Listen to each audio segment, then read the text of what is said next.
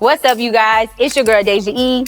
And it's your boy, Dante. And y'all already know what we here to do. We take the hottest headlines in music, sports, and entertainment, and we determine whether it's for the culture or simply just for clicks. Yeah. Dante, what happened to you? Didn't you create a click noise? I did, but... What was it? There it go. I like that. Bow. So we just gonna jump right into it because, again, as always, we got stuff to talk about. First, how was your weekend? Thanksgiving. Oh, Thanksgiving was actually pretty good. Now, it was chill. I spent it for the most part alone, but I was okay with being alone. It was one of those peaceful alones. But one thing Big Mama gonna do is cook. So I did cook and I did eat. I know, I was supposed to get my plate. You did not come and get your plate, and I made your plate. I set it up nice. It was waiting for you. You did not come, and when you did not come, I ate it. See, I was just gonna ask if you. No, boy, it's gone. It is gone, wrapped up. It's over with. Love you though. How was yours? I will come back and get another plate at some point. Yeah. My Thanksgiving weekend, it was pretty good. I didn't do a lot because I didn't go home this time. Because I gotta go back in the next week or so. So I was like, I'm just gonna chill. Yeah. So, but I went to my aunt's house, who lives here. Some family time. Yeah.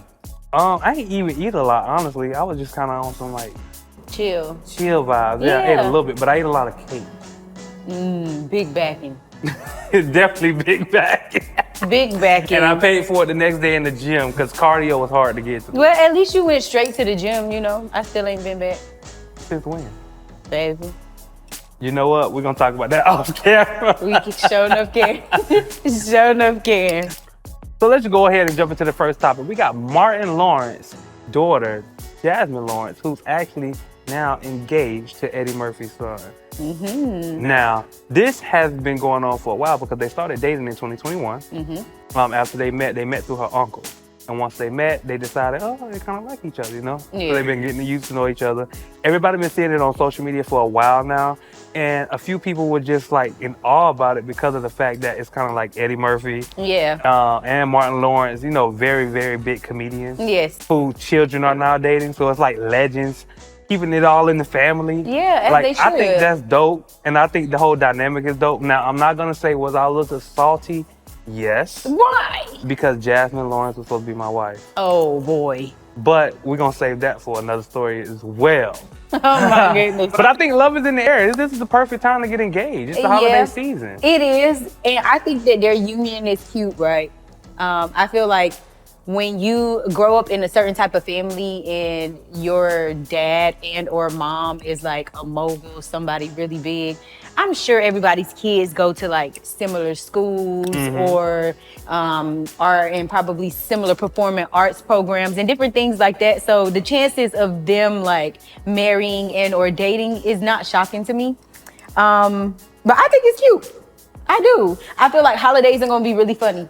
Right, because who else we were just talking about who having a great love fest? Megan Good. Right, and now we got a whole nother one. I can guarantee you're going to have another proposal by the end of this year. I'm almost sure we will. Lay round for it for Christmas. You know, that's when everybody, families get together and then somebody try to pop out with a proposal then. Right. For me, I would say, I ain't going to say this for the culture, but it is like it's something good. It's dope. It's good information to have. I'm going to say it's for the culture. Oh, it's for the culture? Yes, it's for the culture simply because what if they make like this extraterrestrial funny child?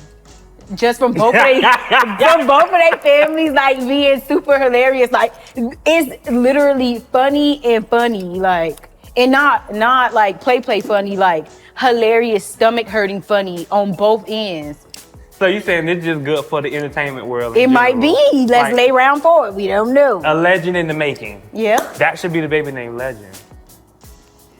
A little corny. You think? Yeah. Okay. That's what everybody like to name their child. I tried. That's real hood of you. I just want you to know that. Legend. Legends. Clock that. Very ghetto. 2 Chainz recently had a food drive / turkey drive where he got on social media and complained about none of his friends showing up to help him. And I just want to say in reference to this, I'm with 2 Chainz. Don't call me, don't text me, and don't talk to me about nothing for the next couple of days, because if we can't do something with a purpose that's bigger than ourselves, what are we doing? No, definitely. I feel like, because I feel exactly what 2 Chainz was coming from once I watched the video, because it's one of those situations where had this been like a party, he invited everybody to, they would have came. For sure. Without a doubt, filled up, you know, but now he's doing something with a cause and nobody even shows up. Not even nonetheless call and say, hey, I'm not gonna be able to make it, but I'm gonna send this in my absence or send this person in my absence. You know, he didn't get any of that. So I do feel like how he felt. Yeah. Because if it was me, I would be doing the same thing. I'm evaluating everybody around me. No, for sure. I need a moment to myself because like you said, if it was a turn up, then everybody show up. And I'm almost sure he has a bunch of friends like on all levels, from A-list all the way down to probably Z. You know what I'm saying? Like, where was the local hood Atlanta artists and stuff like that the kids know and love? Like, it didn't have to necessarily be all his A-list friends that showed up, but we have nobody that showed up. He even made reference in the video about how a lot of the people who he's helped along the years didn't even come back. So he was like, you know, I'm out here giving to charity and you're charity yourself and you can't even show up. Yeah. Yeah, it's low-key sad, and I will be reevaluating a little bit of everybody too.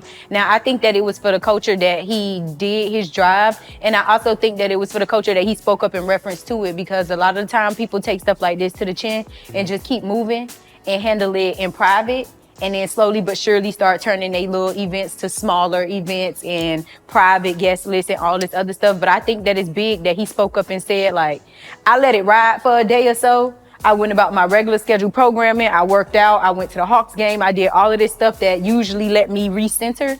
And I still can't shake the feeling of y'all kind of played in my face about this. Right. I think this is for the culture too. And I do think it's for the culture because of the fact that he brought it up and opened up the dialogue about it, because it also puts a siren up for everybody who know for a fact that they didn't show up for that man. He putting it on Front Street. I might not be messing with you no more after this. Yeah. Y'all try to make it up to my boy with Christmas. Right, just do something. Just do something and invite him and tell him he ain't got to pay for it. Exactly. So recently, Nick Cannon opened up about him having a narcissistic disorder. Apparently, he says he needs help. Now, this coming from the same man who was just also diagnosed with ADHD and dyslexia. Those are 2 separate things. I'm gonna give that. But as far as being a narcissist, Nick Cannon, I think we all knew that. I'm not even gonna lie to you. From the interviews I've seen over the years and how he's talked about his views on relationships, his views on people, I think it's kind of obvious you had narcissistic traits. But I think, you know, in some ways we all do. Yeah. But no, Nick Cannon, I think that was one, it wasn't a surprise. I'm gonna say I'm here for self-discovery, right? I'm not laughing because I'm serious. I am a big believer of know who you are. So when people tell you who you are, you know, it don't throw you for a loop. You kind of like, I get that. I get why one would say such things about me, right? So with that being said, I feel like Nick is going through like this phase of trying to pinpoint everything in his life. Like everything is a cause and effect, and I'm not mad at it, right? The narcissistic thing, again, I think we all have our ways. Right. I think we all have our ways and our traits, and I think that it's very catchy, right, to use all of these words. But I ain't gonna hold you. Nick got one more time to come out with something else, that he diagnosed with something else. Like you said, this is like the 6th thing that he has been diagnosed with. And it's like, we get it. We do. We all got stuff to unpack. But... Well, maybe this goes along with his whole idea of self-discovery. He's doing these different trials and things to find out, well, what are my issues? Or I know I have issues and I need to go ahead and try to address them now. Now, maybe he did not see narcissistic coming. Maybe he saw ADHD or dyslexia because it actually affects you in real time. And you don't really have to, you know, it's something that you kind of can pick up on. But the idea of being a narcissist, that's like a personality disorder. So that comes He's from, a comedian who has a bunch of different personalities. I expect him to have a little bit of a personality disorder in some way, shape, or form. I'm just saying, like, naturally, right? But like I said, I think it's a part of a self-discovery thing for him, for real. what I would want him to expound on a little bit more is like, what narcissistic traits do he feel like he carries? Yeah. You know, what do you display? Let's In what way? unpack that a little bit, because narcissism, like we said, you know, all jokes aside, it's usually pretty common because a lot of people go into their narcissistic traits out of defense mode. Yeah. It's like a defense mechanism. So it happens naturally sometimes. But now let's see, like, I want to know, like, how deep does it go for you? Yeah. Like, is that just your natural everyday way of dealing with things? Is it because of past childhood trauma? Is it your way of, you know, is that why you got 12 kids? Yeah. You know. Is that why you got 12 kids? Where is it coming from? Yeah, no, I feel that. I do. But if you ask me, I would say this is definitely, sadly, and I can't even believe I'm saying this, I think it's for the culture. I think it's Yeah. for the culture too. What I do think is funny though is like the amount of pushback that women are giving to a man who's finally coming out and saying that he has these traits. It's like, what do y'all want? What do we want? Like, y'all tell me in the comments what y'all want. Y'all want the man to say he got it? Y'all want the man to deny it? Like, we don't know. And I'm with the guys over here at this point where it's like, I don't know what to do. So, I don't know. But prayers go out to Nick. Let's say that. Definitely. Well, is that really a prayer moment? Man, I don't know. He's stressing me. I told you. We got to pray for people regardless, but he's stressing me because, again, every couple of months there is something like new that pop up with him. Like, we were just talking about how he is in love with love bombing people. Like, he likes the idea of love bombing. So it's just like, That sounds like it sounds a little narcissistic to me. Like, but okay. Hey, what I did see recently, actually earlier today, all his holiday pictures with all his kids. Now that was kind of Oh, that's cute. I love that for him. Yeah, definitely. We're gonna have to find that because that was a good. Now that was a good photo because he had all the kids in one little photo for the holidays. It was cute. I almost said something. What you gonna say? The results of narcissism. I'm dead. 12 of them. God damn it. Just playing. I'm just playing. Kids are blessings, bro. Don't cancel me about the kids. You guys, so it seems like we got a praise report, Dante, pretty much. I'm going to say that we have an update for TD Jakes as a video played during his service, letting his congregation know that he is okay and he is resting while his daughter held it down and preached at church. We love to hear it. I definitely love to hear that because that was a scary scene. It was. Just like last week, it was just scary to see somebody on stage in the middle of preaching and then their whole everything just stopped. Yeah. The way it did, because it caused the whole frenzy as well. And I'm sure even for him, like going through something like that, like even if you ever simply passed out in front of people, there's also a sense of embarrassment. Yeah. That comes along with it, even though you know it and understand that it's something that you can't control. It's still heavy on the heart because now it's like, oh my God, now if there is any health issues I have that I've been trying to keep under wraps for whatever reason, now it's out of me.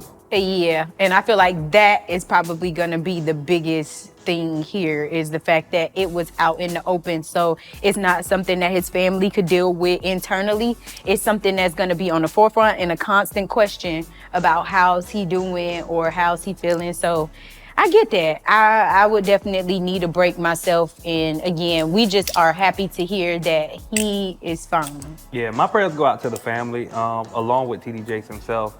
Because throughout times like this, you definitely need like prayer and mental stability. Like I would definitely pay for their strength. Now, huh? No, sorry. What you mean?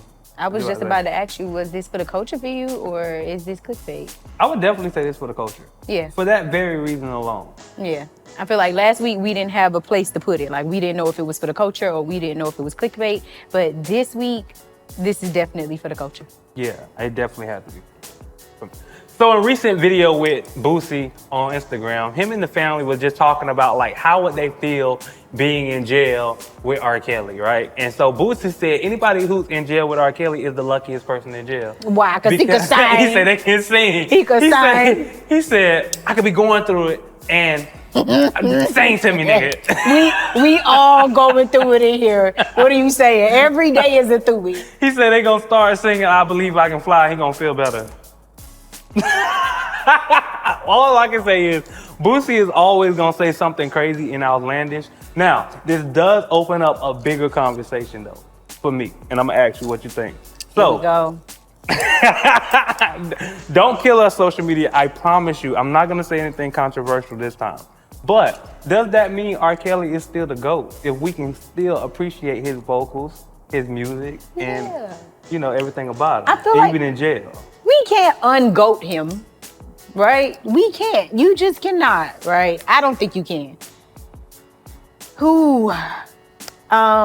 I just don't get the being lucky to have him there. Like, So I get where Boosie was going.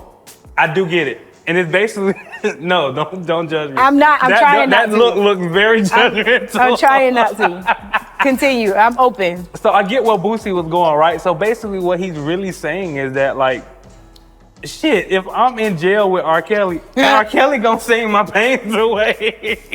No, baby, the appeal gonna sing your pains away. That's what's gonna do it. Aura can't do nothing for you in there. Ronald gonna take us to church. Oh God. This is all very conflicting, just all of it. He's gonna take us to church. Oh God. Is he really?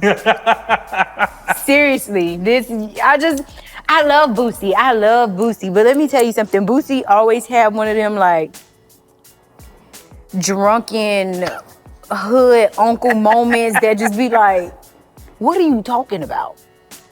And I feel like this is one of those moments for me. Talking about Stein, all hard in the background. Like that was just like a major point. Like, I don't know. But the people say that R. Kelly Boosie, you gonna get me canceled with this one, by the way. is living pretty decent in there. I've heard. Got the people washing clothes, and he might be around there singing. And Well, it actually said that he is in there singing. he probably is. I gotta find that video. I wonder Somebody if had he a sing video. praise and worship. No, I think he's singing I Believe I Can Fly. Dante. Fly He my got, way right on out of these bars. he got so many songs. That better not be the only song that he's singing there. What else he gonna sing? I wish. With the kids in the back, cut it. No. All of it's a no for me. Now, I'm gonna say this, per usual, Boosie hold it down with the clickbait. Clickbait. He is not talking about anything cultural here. Not to me. Dante, you might beg to differ. No, I'm not gonna beg to differ this time. I promise you. It's clickbait. It's clickbait. Boosie, you're not gonna get me canceled with this one. This is definitely clickbait. Nah, boo. So, Cochran has recently hit 700,000 subscribers on his Twitch channel, making him one of the top Twitch users out right now, during his second Mafia-thon. Now, it was a 30-day Mafia-thon that he did where he brought on all these different people. And it just, for him, this has increased his subscribers drastically throughout this time. One up for Cochran. No, for sure. Kai's the man. We said it last week, but we could stamp it this week. As Kai I is the told you man. last week, Cochran is starting a new trend. He is. And he's definitely setting the tone for live streaming. We shall see what goes on here. Now, this right here is definitely for the culture. We just was talking about him last week. So the fact that he done broke another record, I just feel like he gonna keep breaking them. So let's just big him up in general. It's only been a week. Like, period, Kai. Call us. Definitely for the culture. Call us, Kyle. We want to come on the show too. 24 hours with Culture or Clickbait. We'll stay up. Right. You gonna stay up? I can stay up. With a little Celsius. Yeah, I'll be good. Dante. Yes. Ooh, Kai, call us so you and Dante can have a dance battle. Yes, a dance battle and a sing battle. Y'all can sing We gotta it do the down. dance battle because we gotta see who can crump better. Oh God, y'all know he got casted for Chris Brown video, allegedly. I told y'all allegedly I was casted along next to Woody McClain. Look, you see, now we got a new part of the story with Woody. Oh God. Yeah, we go throwback. We go way back. No, that's Way worse. back. LL Cool J says in a recent interview that everybody will recognize that he's the most important rapper of all time at this point. I think that he's pretty important, and I think that he's somebody that kicked down the door to a lot of stuff. Ladies love Cool J, always have, then, and still do now. I don't know how your mama and aunties feel, but mine still act like she about to pass out anytime she see the man. I would definitely say I second that, and I believe exactly what he's saying to be true. Because even when you look at it, right, LL Cool J was one of the first rappers to actually really do the whole lover boy thing, lover boy, bad boy in rap. Like, he kind of stamped that. And then also being one of Def Jam's first rappers to go big. Like, he was the first in a lot of the things he did. Yeah. You have like the branding of the Kango hat. Yeah. He was the This first is true. doing that. You know, and that was before everybody was doing it. And the whole bad boy persona, he was doing it. But he was also like bad boy, lover boy. Yeah. Like, he kind of gave all what a lot of rappers are trying to do today and are doing now, he did it first. Yeah. In my opinion, because he was one of the first. Yeah, he mastered the art of duality. Like showing them how to be more than one person. Exactly. And basically showing them like how to shapeshift and to be who they need to be in each setting, in each situation. And I feel that. I feel like there's a lost art of studying, right? And I feel like when we talk about artists and different people that are coming up now who make music, you have to study the people that came before you. Like, I know recently Will Smith was back in the media as well for being, I think like the first rapper to, what did he do? I think Will Smith was like the first rapper to get like a star on Hollywood Walk of Fame. And he did something else. He was the first rapper to do something else. But that was information that I did not know. Now, granted, I'm not an artist, but it is artists out here who should know that. So I feel like what LL saying is like true, and people need to really like do their research. Well, and two, LL Cool J is a damn good performer. Yeah, still. Like, and so I was able to experience him perform one time at the BET Award, the BET Hip Hop Awards when they was here in Atlanta about 2 years ago, and he performed for the 50 Years of Hip Hop contribution. I remember that. And man, he had everybody up on their feet. Only other person that whole show who did that was Sexy Red. And Sexy Red opened the show. And you see, that's what I'm like. He closed the show. He's still holding it down. People, those like, who you know, can hear every word he said. Stamina was through the roof. This man was jumping on the stage like he was back in his 20s. Yeah. Like, so he did a damn good job at actually performing. So even when it comes down to that standpoint, all the younger artists that came right before him on stage, because I think it was like 504 and a few other guys, they did not keep the audience captivated the way LL did. Yeah. And you could not understand them. Yeah. It's so much to learn and so much to be studied. And again, to those of you artists out there, do the work. Go study the great people that came before, because though they may not have all of this major PR behind them now or care to even keep thumping their resume at you about stuff that they've done, because people done already put the work in. Right, because the man doing so much stuff on the back end as well. Yeah. And you guys Rock the Bells Foundation, they do something every year, Art Basel in Miami as well. Like a big performance and weekend type of situation. Last year they did it on a cruise. And it was pretty dope. Like, I think LL Cool J is definitely one of those people to be studied, because if you really study his career and his ability to have longevity in his career, it has gone pretty far. Let's not forget, the man is also in SWAT. Like, he's a freaking actor as well. This is true. Let's not forget Toys that came out years ago. This is true. You know, I forgot the name of the other show that he was on, but he like played the neighbor. Like, the man, even in Halloween. He was in Deliver Us from Evil. Right. So let's not forget his long crossover list is of major. his career. He done modeled. That man done sing, not sing, but rap. He done acted. He done got awards. And we talking about like not no little awards. Like, he done have big achievement awards. Yeah. So he's definitely a cultural staple. And I think even for this conversation, this is definitely for the culture. Yeah. And his statements was for the culture as well. If you know, you know. Right. So in music news, we have J. Cole, who recently just released 14 years later, the Friday Night Lights album, one of his best bodies of work, by the way, if you ask me. Finally on DSPs, thank God, because we missed it. Y'all was waiting for this real bad. Yes, because we can only listen to it on YouTube. This is very true. So now that I can listen to it on DSPs, that is even better. Because now I can replay, play, replay, play. Yeah, you know, YouTube be having all them sponsored ads and all this other stuff going on that be And too fucking much up the searching. vibes. Yeah. Too much searching involved. I ain't got time for all that. It don't be Add it to a playlist. Let's keep going. Period. And now also what we can't forget in music news as well, Kendrick Lamar. Kendrick Lamar's album has hit #1 on Billboard charts, selling 319K units within the first week of sales. He said, back on y'all ass. Literally. One time for Kendrick Lamar. Dun, dun, dun, dun. Y'all know the people Don't sue me, Aubrey. Messy boo. He said it. I did not say it. But this is a great thing for Kendrick. Kendrick definitely deserves, despite everything else that's trying to go on. He deserves. And I'm just tired of people not letting him have his moment. He deserves. I think he's honestly has held it down this year. And what's about to happen is he's probably going to have a good 2025 after the Super Bowl. But we're going to see. We're going to wait. I ain't going to speak too much ahead. We're going to wait till after the Super Bowl happens. See what happens from there. I feel like Kendrick's going to drop another album as soon as the Super Bowl is over. Because he's going to keep on going with this run. Let it keep going. I don't think that would be a bad idea. But let's see. And don't forget, SZA's dropping this year. you keep coming back to this like you fought on a PR team. When, Dante? We only got 30 days She left. ain't told us yet, but she said it's dropping before the end of the year. So we only got 30 days left of this year.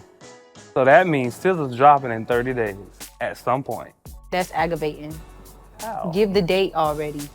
That's the love of it. You don't need a date. Cardi ain't gave us no date yet. We ain't even talk about her. She done talked about dropping the album for like 2 years straight and done been playing in our face, and we know Well, that. she said last week though on social media her album dropping next year.